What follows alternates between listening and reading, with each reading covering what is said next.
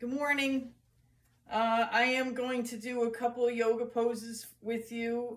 This is so that you can start your Day Glow program, which is part of the program for my sleep program for health coaching, to help you have a better positioning in the bed and to just be aware of your body and how it lies in the bed.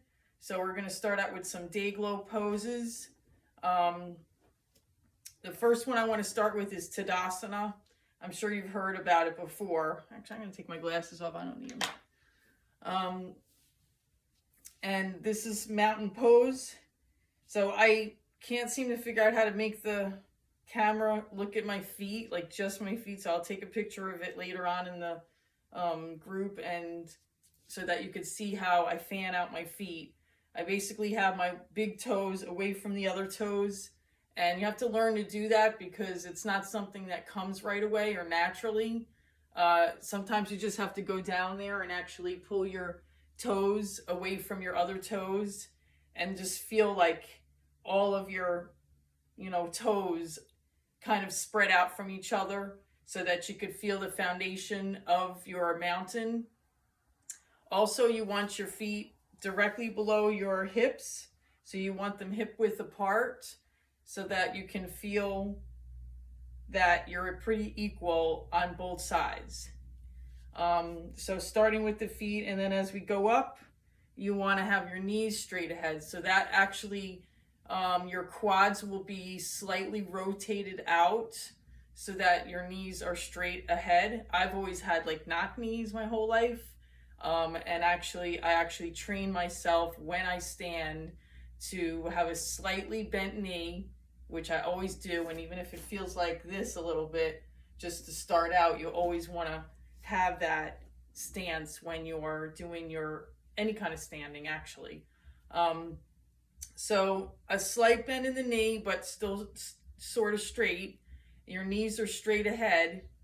So there are some muscles already that have to be engaged in order to do the mountain pose correctly.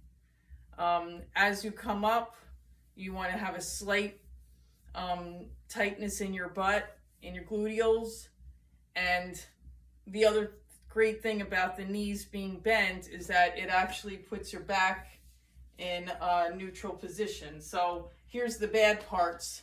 If you're standing like this, as you can see, your stomach is out, your back is hyperextended, your knees are hyperextended. A lot of people walk around like this, don't they? I've seen them all the time, especially if you have a big stomach.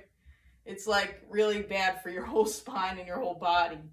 And so when you do that knee bending thing where you just kind of get yourself grounded and centered, your back will come into a neutral spine right off the bat, which means that you're not out like this and you're not totally in like this. You're just straight and neutral, and it helps to keep your this little flat plate of your back, of your lower back, just in line with the rest of your spine. And when we do other poses, you'll see the feeling, like when you lay down, you'll be able to feel this flatness of your back, and it won't be your hip or your pubic bone will not be, in a different position. So that's where you want to be for mountain pose. Your feet fanned apart, your knees straight ahead, knees slightly bent, but just in a little bit. Spine is neutral. Suck your core in. Again, you're going to suck your core in. And this is going to be happening. Your core will be activated the entire time doing any poses. And also when you work out in the gym, I just automatically do it. It's going to help protect your back, your higher up lumbar back. And it's just better for your whole core to just keep with a stability that you have between your lower body and your upper body. So keeping that core in, and then as you come up, your shoulders are down. You have your shoulders away from your ears, so your arms are just loosely on the sides. In an active Tadasana mountain pose, you actually have your hands like this, because then it has to do with the energy that you're pulling from the ground. But just keeping those shoulders down away from the ears. Now, when you do that, when you have your shoulders down away from your ears, you can feel your scapula pull down, which is with your back. So I've seen people walk around like this all the time, and I just want to take their shoulders and like pull them down. I see it all the time at the gym. It's like they're doing these shrugs and they're going like this, but they don't even have their shoulders going down. It's like, and I'm thinking, how do they sleep? How are they sleeping with a pillow and they got their shoulders up and they're like this, probably on the pillow, and saying, oh, I'm uncomfortable, I can't fall asleep. Well, there you go. So the whole thing is that you want your shoulders down away from yours. And if you remember that, your ears are here and your shoulders are here, and you just want to sink the shoulders down. And as you do that, your scapula will naturally pull down. So the most important part, I think, of mountain pose, besides the toes being apart from each other and your hips aligned, shoulders away from the ears. And I'll say it many times during our other poses. And just if you could think about that when you're even standing anywhere, shoulders down away from the ears, you're going to create space in here. And then that's going to help align your neck and keep the vertebrae spaced out from each other. And it's just so much more of a relaxed stance, especially when you start getting the stress on your shoulders. I get it too, but if you could just think your shoulders away from your ears, then you'll be so much better off. So moving up, again, we're doing a body scan basically. Toes fanned out, knees active, quads a little bit active with the hip flexors relaxed, core in, neutral back, shoulders down away from the ears, and then the neck is just an extension of your body basically. And then along with that, try to envision your root chakra energy coming from the ground and going up the body and then coming out the top of the head. And vice versa. You can do an inhale on the crown of your head and the energy going straight through the center meridian, and then shooting out both of your legs down into the earth. You could do it either way. Inhale the energy up, exhale the energy down, or you can do inhale the energy from the top of your head and exhale it and shoot it down through the ground. So it's the same thing. You can do whatever is good that feels good to you. So we're going to do, starting out in a Tadasana, inhale and exhale.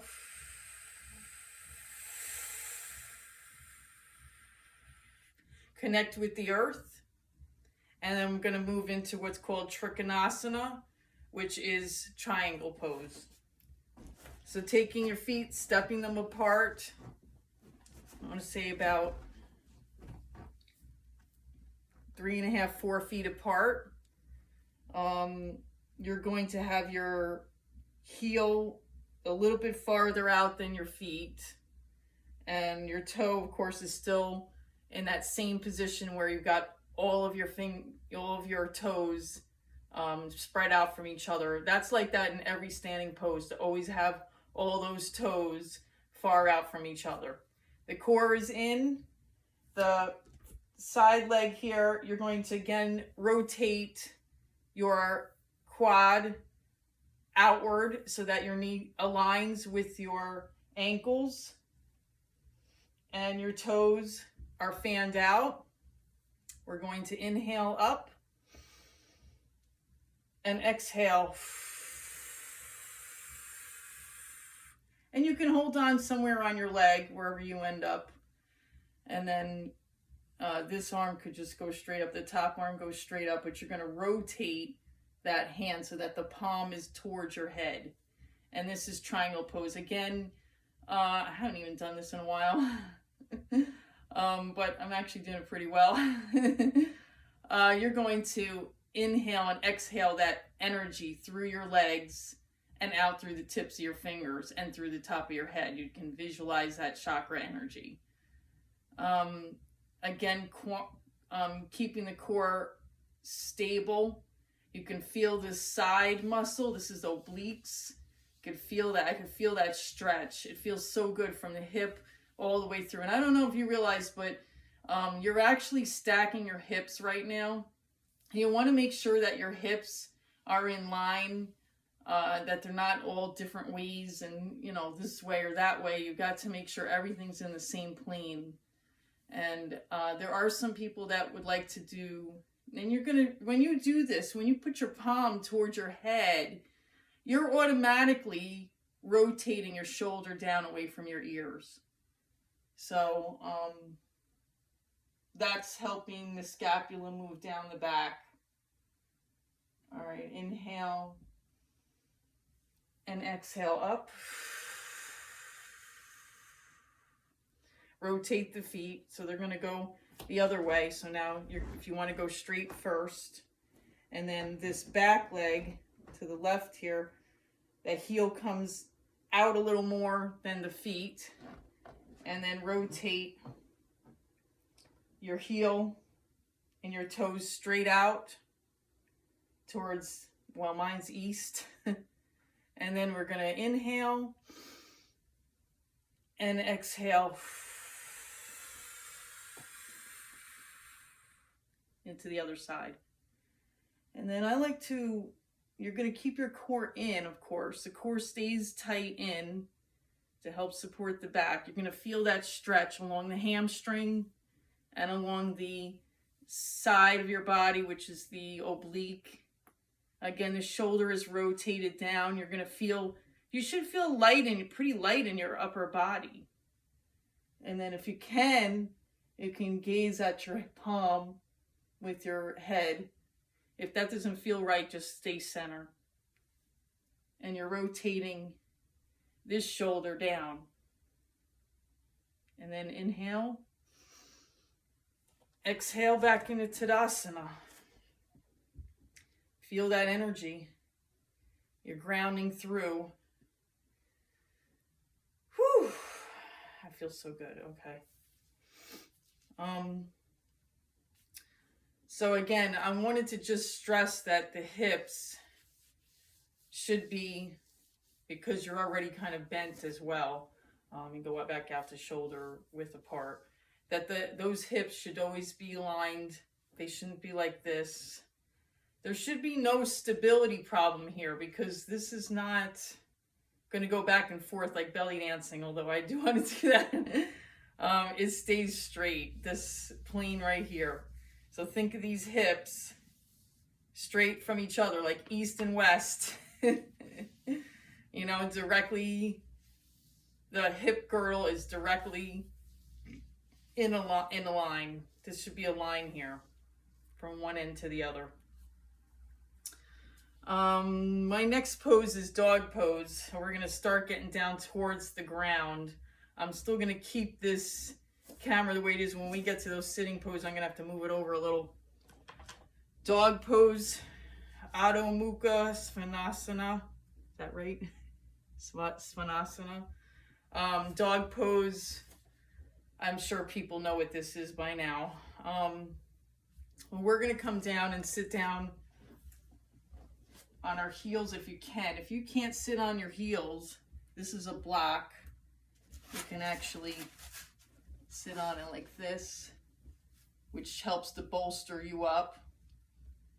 It's always good to have 2 blocks and some straps. I actually don't have yoga straps. I don't know. I just got the stretchy I used for when I broke my leg. I got 3 different ones. You can use something like that. You can use a scarf, or even a t-shirt if it's long enough. Just need something to help with your legs if you need that to help stretch them out.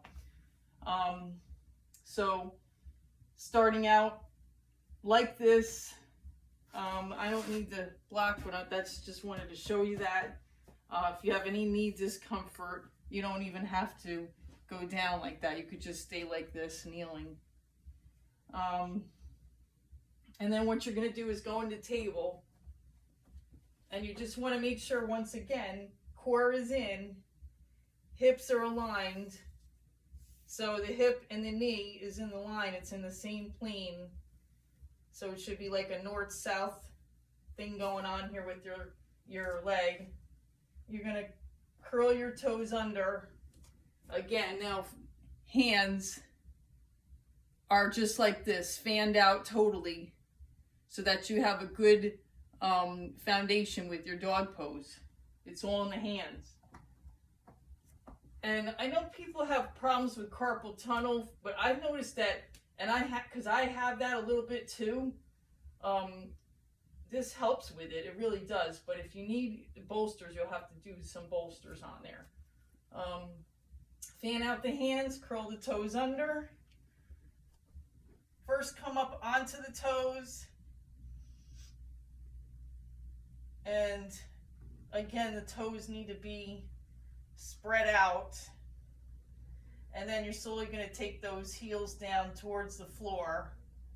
Knees again are active, and the shoulders are active. Core is in, and you're just letting that head just hang down. And just take a couple breaths in this. Inhaling, exhale, inhale, exhale.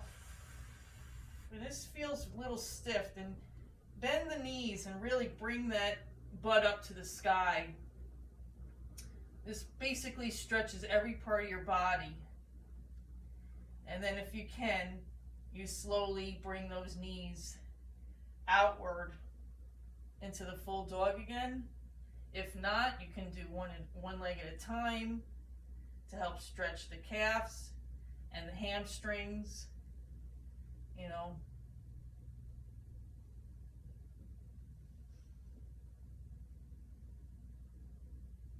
And then when you're ready, you just take your knees down to the mat, point your toes into table. You can stay in table, or you can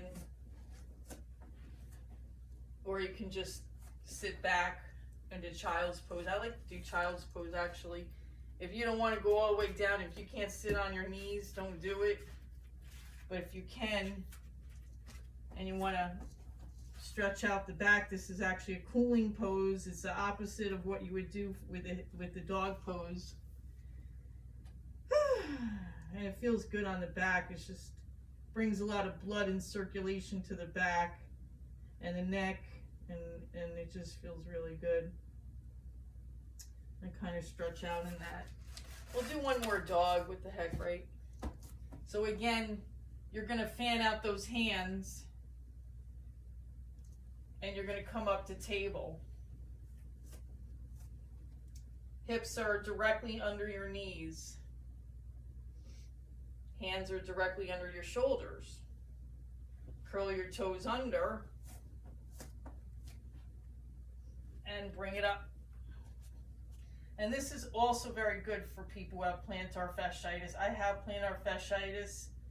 Anything on my toes, it really does stretch the bottom of the foot very well. And then you bring your heels down. And it helps with the calf muscles as well. And inhale. Round through your feet. Inhale. And exhale.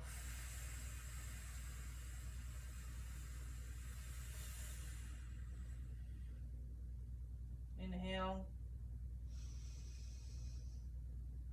And exhale.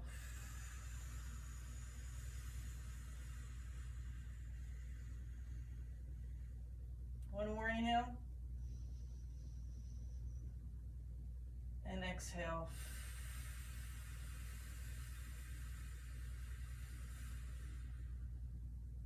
you're ready, come down to table pose, point the toes, sit back on your heels if you can. Oh, that feels so good. I haven't done yoga in a while. Well, I'm gonna start now, so. Another pose I'd like to try is sitting forward bend. So I might have to change this up a little bit here. Let's see if I could do this without messing this up. Oops. Okay.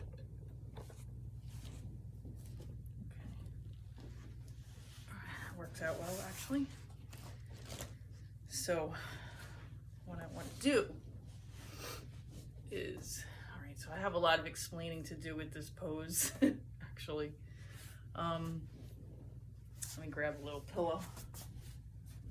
So this is actually an important pose because a lot of people can't get their back straight when they're sitting on the floor. So this is what happens to people when they are sitting on the floor. They're basically like this. So it means that your stomach's kind of out, your back is, oh, I could feel it already. I mean, it's all tucked under. And when you want to sit on any chair, whether it's, you know, a regular chair that you sit on off the floor or you're on the floor, the main thing is that you need to get your sit bones on the floor and straight down into the floor so that your back is extremely, well, it will be neutral. It would be in the neutral position, not tucked under like this. How do you do that?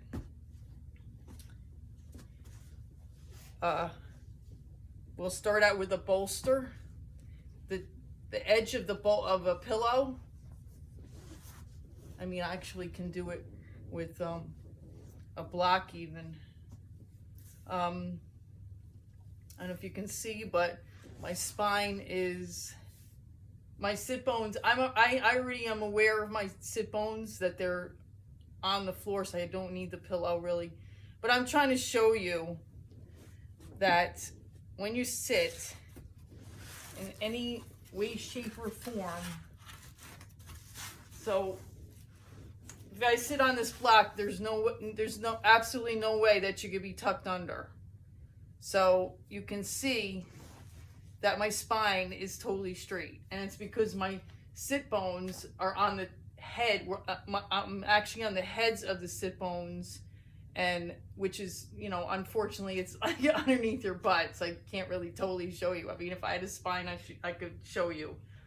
But if you sit on a block like this, and you get your spine straight like that, you'll actually feel the most amazing lightness. And it's just the way you should sit on any chair. That's why they say sofas aren't good for you, because if your hips are if your butt is lower than your hips, it's not good for your back, and it's not good for your knees.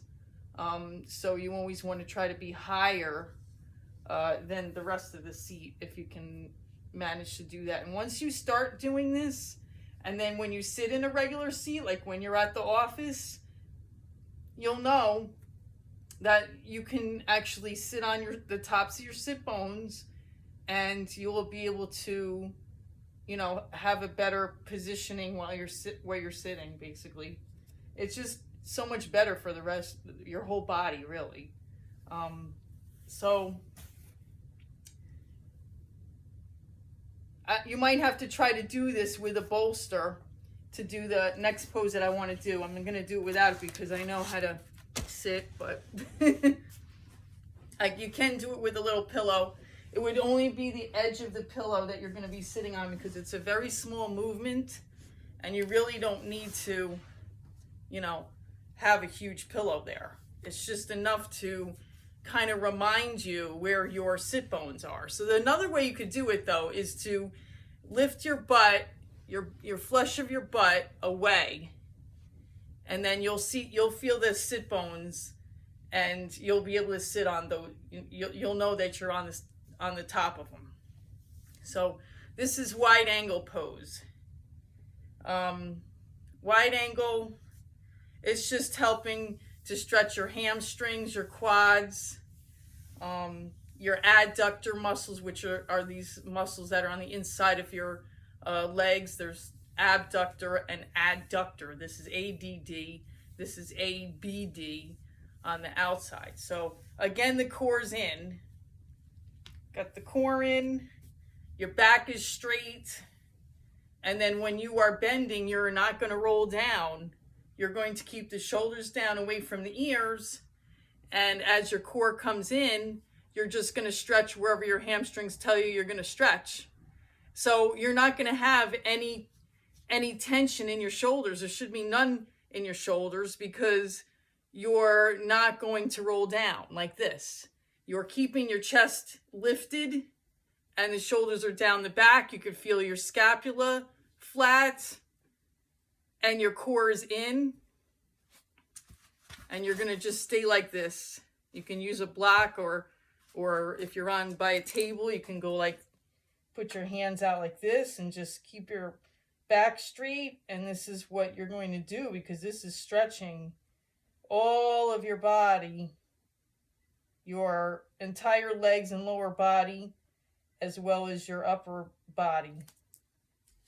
And if you wanted to put your hands towards your toes, you can actually hold on to the toes if you can reach them, or you can just put them on your ankles.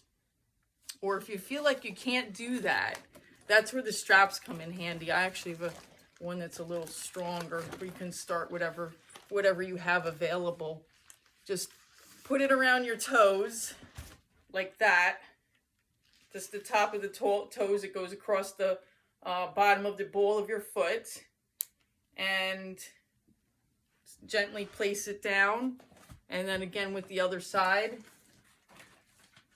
and you stretch the bottom of your feet with these straps, so that you're kind of like, now this kind of helps you, because it will also keep your shoulders down your back, your core in, and you're just bending from your back. It's just a hinge. You're just hinging basically from your hips. And wherever you feel like you could go, you can inhale. You can actually breathe into this position, which is inhaling and exhaling maybe a little bit lower. So again, you want to take that energy from your sit bones, from the ground, the grounding energy, inhaling through the ground, through your upper body, and exhaling it out the top of your head. And I'm just going to take the straps off because I don't really need them, but just for anybody, just remember to always keep the shoulders down away from the ears. The neck stays in line with the spine. The chin can be just like in neutral position. It's not all the way down to the neck, but it is towards the neck. And it's just an extension of the spine. So wherever you are in your pose, your neck is just going to be an extension of wherever you are in that pose. But the shoulders need to be coming down the back. They come down, and the shoulder blades will then naturally descend down the back. This just helps with not taking the tension out of your shoulders, basically. And then, of course, the abs are still towards the back. And then you're just going to breathe into this pose. And then as you come up, I like to put my hands down on the floor, fanned out. Inhale and exhale up. If you want to do a side bend, you can do that. I actually think I'm going to add that just because it just feels really good. And this one, again, you're not going to roll down like that like you see a lot of people do. You're going to be extended out.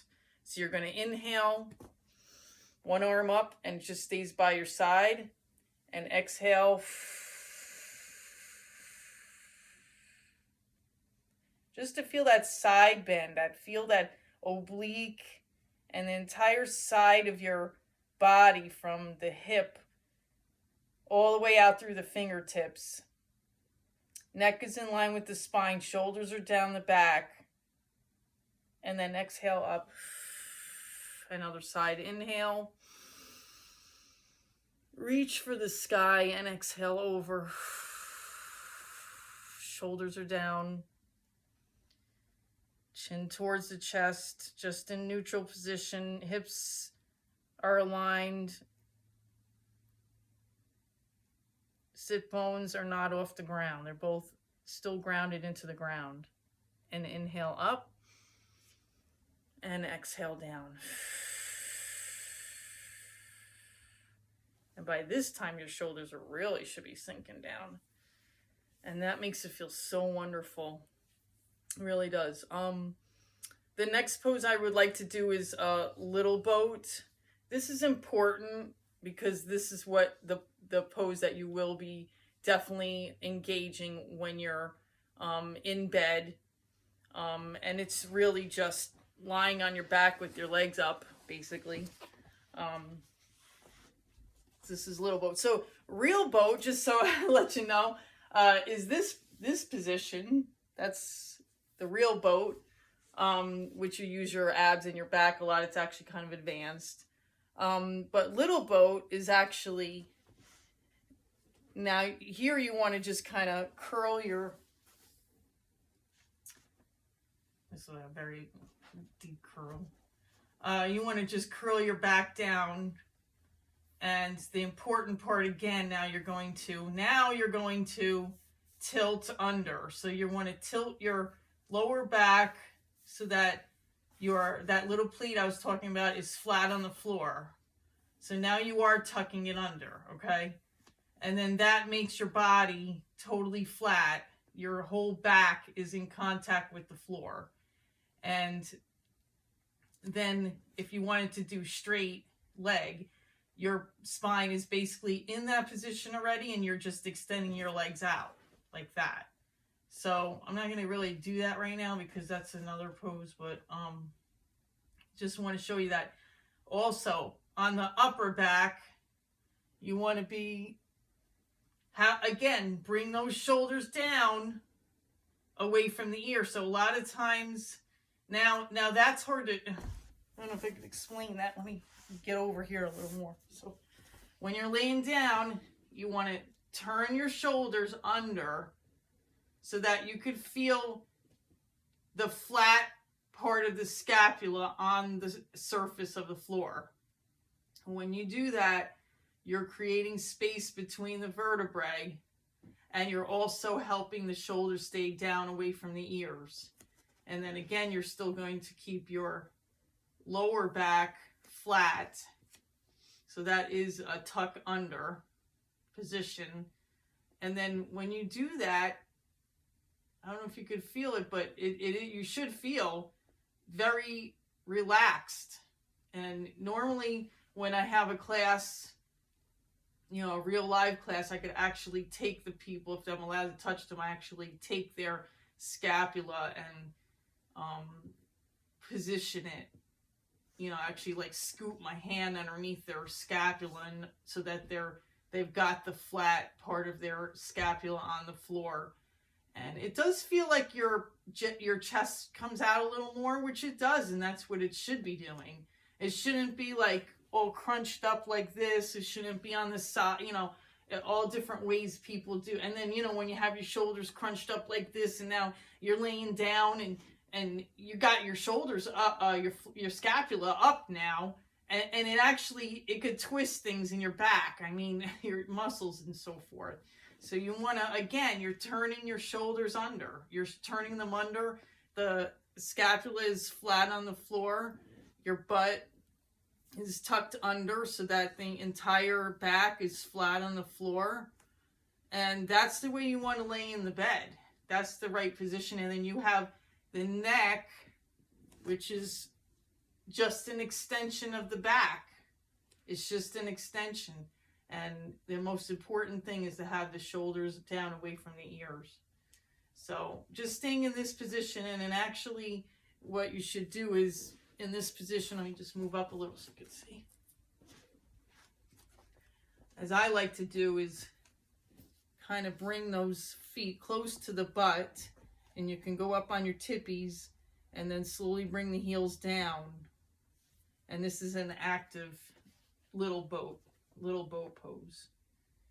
And this is more of a restorative pose, so you could just really relax into it. And feel how light your neck is and how far away your shoulders are from your ears right now.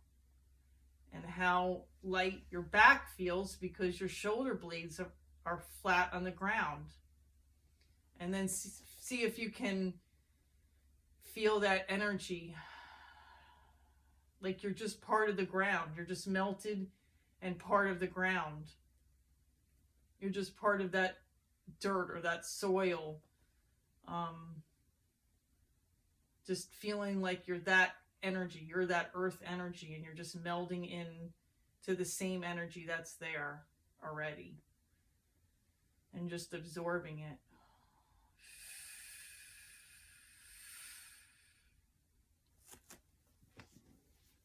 And then when you're ready, you can just, this is like, it's a prelude to Savasana, which is actually Dead Man's Pose.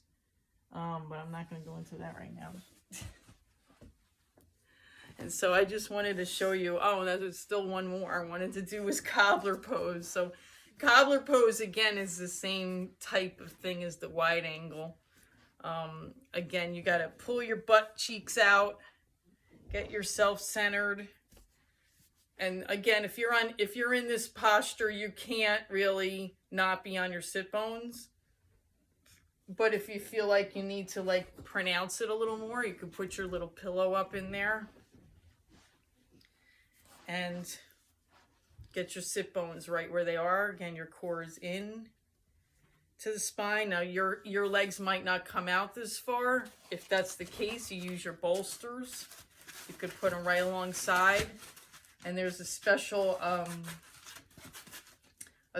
way you can actually, this is a restorative yoga pose. Let's see if I can remember how to do it. It was a long time ago. You put the towel or whatever, the band around your back, and then it comes, it comes over the legs. And you'd actually have to make this like a knot. You'd have to make it a knot, so it's a circle. So let me try it this way. So you put the band around the outsides of your feet, and then bring it up internally, and then this comes around your leg, like that. And this actually keeps you in the position. And if you have a strap, a yoga strap, is actually better than this band because it doesn't have as much give. You can stay in this pose for a really long time. And there's different ways you can do that too. You can do it legs up the wall and so forth. But anyway, those are different modifications. And, different modifications so you can make it more restorative. And again, you're gonna just sit in this pose like this, and you're gonna be stretching all of these muscles, the adductor muscles, the abductor muscles, your back muscles, your shoulders. See how your shoulders are staying away from the ears? This is such a great pose. I'm gonna just put it down here because I can go a little farther down. This is another meditative pose that people use for meditation. It's close to the lotus pose. The lotus pose is different. The lotus pose is like, doing this, and I'm not going to do it because I can't. My legs are too, I don't have the strength. I don't have the flexibility anymore that I used to have when I was 20 something. But I also didn't have as much muscle as I do now. So, and I can get into it, but it's actually, there's actually a whole hip series that you would have to do in order to get flexible enough to prepare for lotus pose, which is a highly advanced pose, yoga pose. And I wouldn't recommend it for meditation because you want to be relaxed in meditation. And it's not a relaxing pose to do. But anyway, I did want to just go over these. I think that they're very important for learning how to have a deep sleep routine every day. And I hope that, you know, you've learned something. I think it's a good thing.